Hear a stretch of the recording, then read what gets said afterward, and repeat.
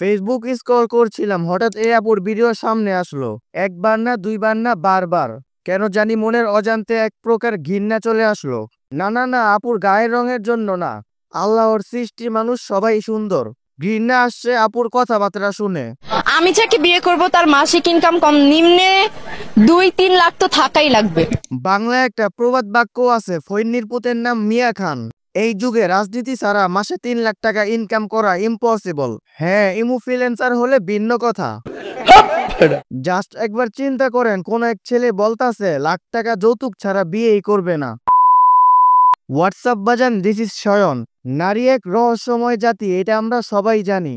আর দুনিয়ার অর্ধেক নারী হয় ছলনাময়ী, আর বাকি অর্ধেক হয় ব্যবসায়ী। I am sorry but it's true. হ্যাঁ, বেশ কয়েকটা ইন্টারভিউ দেখলাম, লাখ টাকা ছাড়া নাকি ওনারা বিয়ে করবে না, ট্যুর দিবে না, ডিএম ফর কল আপ করবে না, হ্যান করবে না, ত্যান করবে না। এখন যার পোষাবে সে বিয়ে করবে, আর বিয়ে না হলে তো সুগার ড্যাডি আছেই।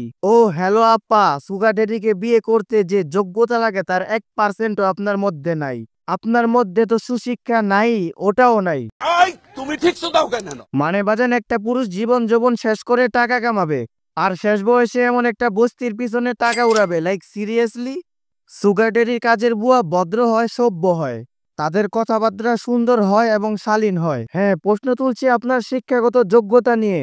যদি আপনার মধ্যে বিন্দু পরিমাণ শিক্ষা থাকতো তাহলে আপনি ক্যামেরার সামনে এসে এগুলা বলতেন না। এরকম হলে হবে না, হলে হবে না। কেননা একজন শিক্ষিত মানুষ নিজের সম্মান নিয়ে ভাবে, একজন শিক্ষিত মানুষ সমাজ নিয়ে ভাবে, একজন শিক্ষিত মানুষ ভদ্রতা নিয়ে ভাবে। জানি না আপনি কত টাকা খরচ করেন, জানি না আপনার খরচ কিভাবে আসে, আপনি কত টাকা ইনকাম করেন।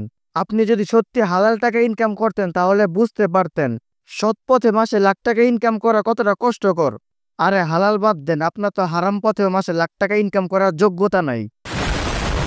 হ্যাঁ, ছেলেরা টাকা কামায় দায়িত্ব নেওয়ার জন্য, আর মেয়েরা টাকা কামায় স্বাধীনতার জন্য। Sad but true. অবশ্যই টাকা জীবনে মূল্যবান, কিন্তু সেটা সম্পর্কে চেয়ে নয়। টাকা আসবে যাবে, কিন্তু ভালো একটা সঙ্গী পাওয়া ভাগ্যের বিষয়, যেটাকে টিকিয়ে রাখতে হয় মায়া ও ভালোবাসা দিয়ে, টাকা দিয়ে নয়। জীবন সঙ্গী সৎ হলে 10,000 টাকা দিয়েও সংসার চলে, কেননা সংসার সুখে হয় রমণীর গুণে, তেমনি ভাবে সংসার ধ্বংস হয় রমণীর দোষে। তাছাড়া যে কোনো মানুষের যে কোনো চাহিদা থাকতেই পারে, কিন্তু চাহিদা থাকা উচিত যোগ্যতা অনুযায়ী। ডিভোর্সের পরে সব মেয়েরাই তো ইন্ডিপেন্ডেন্ট ওমেন। মেয়েদের সম্মান অনেক দামি, তো নিজের সম্মান নিজে বজায় রাখুন। আপনার কথা শুনে অবিবাহিত ছেলেরা বিয়ে করতে ভয় পাবে। তারা ভাববে এই মেয়ের যদি এমন চাহিদা হয় তাহলে একটা সভ্য মেয়ের চাহিদা কেমন হবে। আমি শুধু ভাবতেছি, এই মেয়ের চামড়া যদি ফর্সা হতো। ওই লাইট অফ করছে কে রে?